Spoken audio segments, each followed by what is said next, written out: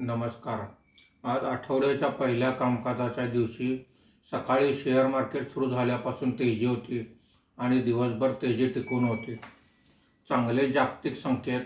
याखेरीज अमेरिकेतील सुप्रीम कोर्टाने टेरिफ संदर्भात दिलेले निर्णय या दोन मुख्य गोष्टींमुळे आज तेजी दिसून आलेली आहे. आज मार्केट बंद होताना सेन्सेक्स हा 480 पॉईंटनी वाढून 83,295 वर बंद झालेला आहे.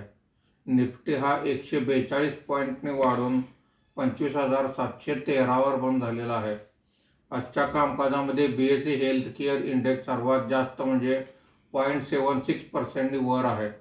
BSE power index 0.72%, BSE auto index 0.71% वर आहेत.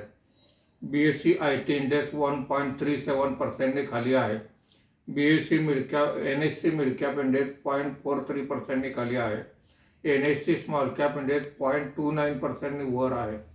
आजच्या कामकाजामध्ये निफ्टीमध्ये वाढलेले मुख्य शेअर्स पुढील प्रमाणे: अडाणी port 2.93%, Kotak Mahindra bank 2.22%, doctor Reddy's lab 2.11%, HDFC life insurance 1.89% अशी वाढ आहे.